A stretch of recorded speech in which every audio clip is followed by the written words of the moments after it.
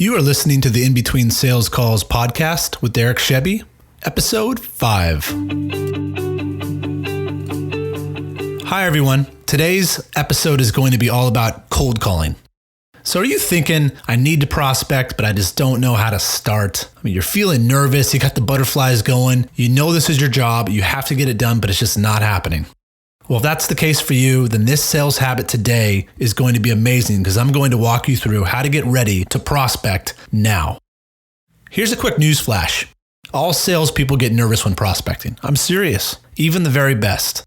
They worry about making their calls, just like you. They worry about getting rejected. They worry about missing out on all the opportunities that they could have had if they didn't say the wrong thing. That's normal, but they still do them every day. They still make the calls. And it's because of two things. And these are two things that are so critical for you to be able to start crushing it over the phones. The first thing is they are prepared to make the call. Now, I'm going to talk mainly in this episode about preparing for the call, because when you have that ready to go, the only thing that's left is to do the second part, the second thing that they do every single day, and that's they role play before they start making their dials. In my first episode podcast, I talked about a success habit of sales performers. Do you remember what it was? Role play, that's right. I won't be going over that piece in this episode, so I recommend you going back to that episode to re-listen after you finish this one, because that's the second key to becoming successful over the phone. First one's preparation, second one's role play. So we're going to talk about how to focus and get prepared to prospect. Now, if it's during business hours right now, you're listening to this during the week and you're supposed to be making calls and you're just stalling and you're not feeling confident, well, then let's just start with one thing. Make the decision right now that tomorrow you will be making these calls. Do I have your commitment? Can you make that decision right now? Great. Well, now I'm going to get you started on your path to prospecting in a way that you will feel confident and motivated about the opportunity ahead for you and your business. First, you need to know 4 things before starting to make prospecting calls. The first thing is you will need to create a customer list. You need to have a list ready that you're dialing off. The second thing that you need is you need a tailored message that you're going to say to that list when they get on the phone. The third thing is you need to know what your responses are, because although we can't tell you every single thing your customer is going to say to you when you deliver your talk track or you deliver your message, we can, with a high level of accuracy, give you what you should be prepared to respond with. And we'll talk about that too. And the fourth thing that you need before you can make these prospecting calls is you need to understand how you will track the data that you collect on the phone. So let's get into it. Let's go to the first thing. The first part, like I mentioned, is you need to know who your target customer is. You need to have a list created, right? Well, there's 3 things that you can do to create a customer list. Now, I'm going to take the approach that you don't have a list ready to go right now. So here's how I recommend you do it. The first thing is you need to choose 10 people. Why not just 10 people? Your company might have an expectation of 20 calls a day, maybe more. But if you're having call aversion and you're wondering, how do I get started? You got to start building up the momentum, building up the rhythm of getting this done. So why don't we just start with 10 for tomorrow? And that's 10 people, 10 different companies and 10 phone numbers, right? It should all be name, company, phone number, right? So once you start with that, that's the first thing. So whichever way that you can collect those 10, I would collect them. The second thing I'd consider is try to keep all of the people that you're calling in the same industry if possible. That's going to help make sure your tailored message better fits and aligns with what they're looking for. If you don't have an industry that you specifically are targeting, then I would just choose people that are local to you. If you can, people that are close in the same city, the same state, but places that you can reference that you live there too, and you're part of the community. That also helps as well. Most importantly, you need to decide number 3 though, and that's what would make these people that you're calling a bad opportunity for you. Qualifying is so critical in prospecting. It's so important. If you knew the right people to call and the right people to reach out to, then you would probably make more money than anybody else. Most of us are sitting there going, I don't know if this is the right person, but in our minds and the butterflies in our stomach, we're feeling like this is the biggest opportunity we ever could possibly be a part of. In our stomachs, we're feeling like this is an unbelievable opportunity, but the reality is it might be horrible for you and your business, and you might be better off to not set that appointment there in the first place. So the third thing you need to do here, like I said, is you need to decide what would make that customer, that client that you're calling, a bad opportunity. What's the information you need to know that would qualify them off of your target list? Are they too small? Do they not have the challenges your product solves? They're not the ideal current state for you. They're not in the buying window. Whatever it is, you need to figure out what that is. And this will be key information that you're going to track. It's all part of the process to qualify the prospect, in or out. So your call list of 10 people right now, in most cases, is unqualified. You're looking at it, you think it's great opportunities, but don't assume that these accounts are right for you. So what I want you to do right now is I want you to pause this episode and take care of getting your target list ready to go. Don't overthink it. Write it on a piece of paper if you want. This should take you no longer than 30 minutes max. Just go to a Google search if you need to, but choose 10 people, 10 businesses, 10 phone numbers that you can call on. Okay, ready? Don't overthink it. Write it on a piece of paper if you want. Like I mentioned, this shouldn't take you longer than 30 minutes max. Pause the episode now.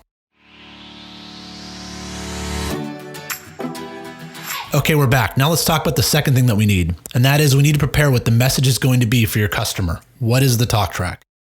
Your sales message should have 4 components to it. And I'm making this so simple because I could really talk about this for a long time. The first part is you need to have an introduction. Here's an example. Hi, I'm Derek, and I head up the Modern Sales Training Academy. By the way, the I head up piece of this introduction I took from Mike Weinberg's book, New Sales Simplified. I thought it was actually a really good idea, and I applied it with a lot of my students. It actually works really well. So that's a hats off to Mike Weinberg for that tip. And that's I'll say it again. Hi, I'm Derek, and I head up the Modern Sales Training Academy. For you, it might be, hi, I'm Derek, and I head up the technology division for this company.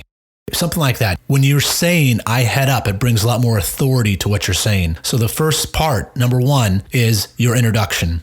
Number 2 is your reason to meet. And what I mean by that is you should say, the reason for my call is, and that specifically is when you're talking about your value proposition, your benefit statement. That's the meat of your talk track that you're using to set up an appointment. By the way, in episode 3, What is your sales pitch selling?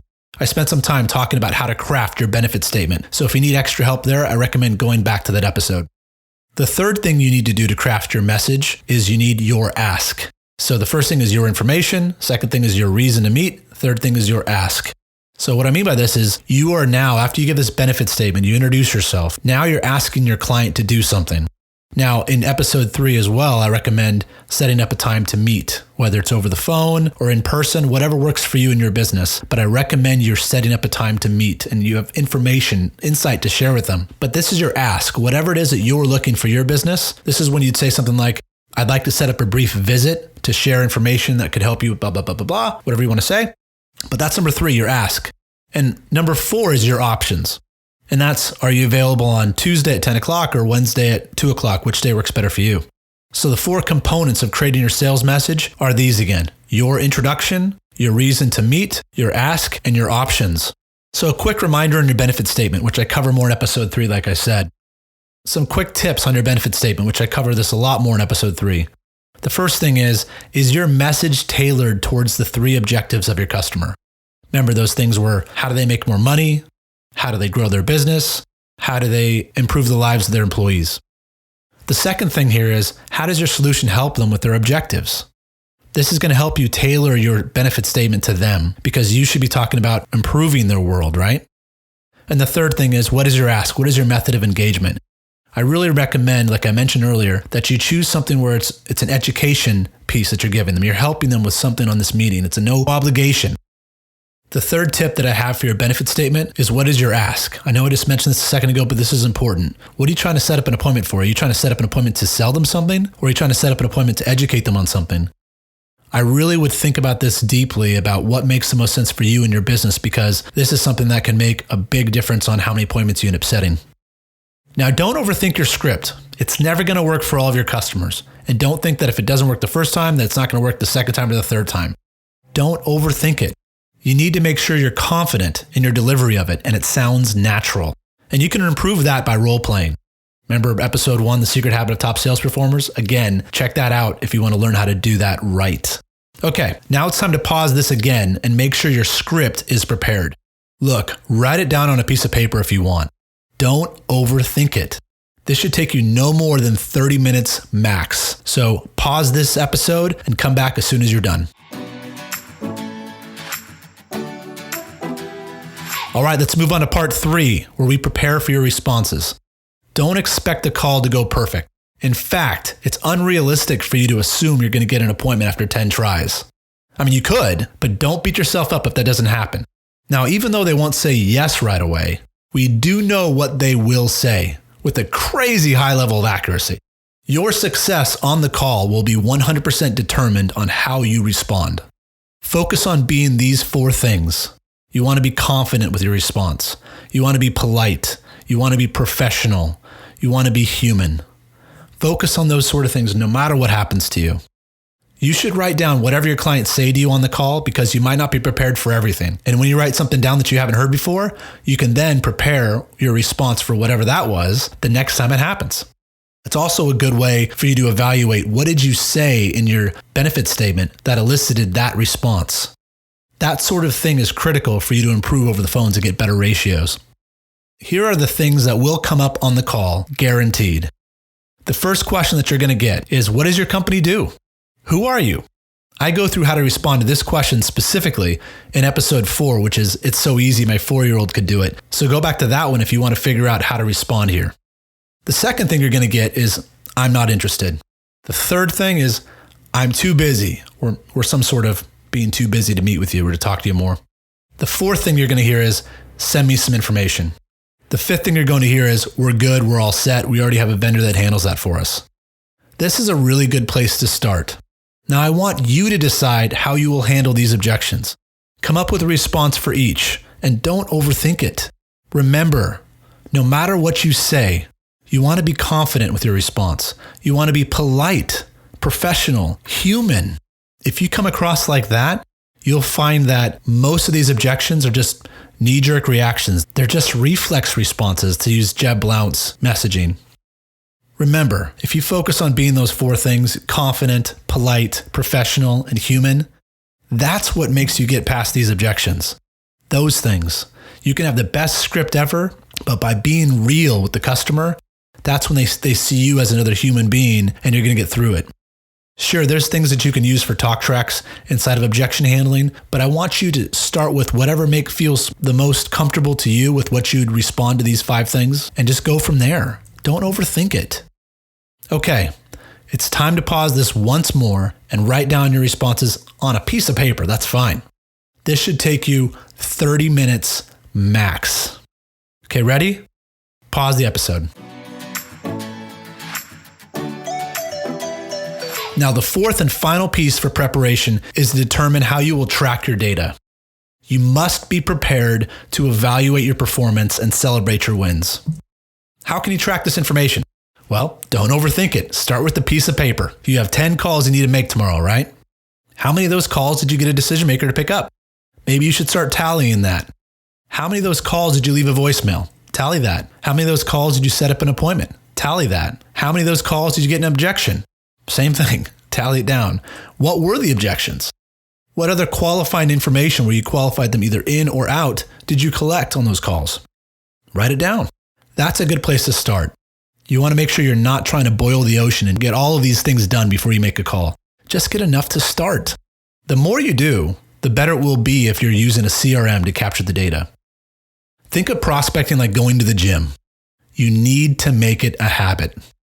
Now, the first day is going to be difficult to get started, but once you make the decision to prospect every day of the week, it will become as normal as working out. Here's some final success habits for you to consider. The first thing is this. Have all of this information that you just prepared in front of you, print it out if possible, when you make your calls. It's absolutely crazy for you to think about having to memorize anything. You shouldn't have to memorize it. You have it printed out. You're making these calls. They're not looking at you, right? Have it printed in front of you. The second thing is role play for at least 5 minutes before making your first dial. In episode 1, I mentioned about how to do that right. Go back there and learn again because role play is your secret to success here. Make sure you're doing at least 5 minutes of good role play before making your first dial. And number 3 is don't take yourself too seriously. Believe in yourself. Don't worry if you make a mistake because you might make a mistake on an account that's not even worth it anyway. It's just good practice. And the next time you call them, they're not even going to remember you anyway. So those are my 3 final success habits. Have the information in front of you, role play for at least 5 minutes, and don't take yourself too seriously. This is another one of those episodes to save. I hear from my rising students that this topic is one that they constantly need to go back to. This is what's going to happen. You're going to start using these techniques and things that you're learning, these success habits inside of in-between sales calls, and you're going to get a lot of appointments. Eventually, you won't be making as many calls because you'll have so many appointments to go on. And then you'll need to come back to this episode to get you focused again on what you need to just get back into the groove. So if you know of anyone that could use this, please share it. We always have a chance to get better in between sales calls. You're going to do amazing. I believe in you. That's it for this episode. Thank you for giving me the chance to join you in your sales journey. See you next time. Hey, if you enjoyed listening to this podcast, then you have to come check out my free 5-day sales training course of my proven Sales in 21 Days program. I designed it to help you make more money in sales. Whether you're looking for a fast start or just looking to sharpen your skills, you can't afford to miss it. Come get free access today over at www.salesin21days.com. That's www.salesin21days.com. I'd love to have you join the program. See you there.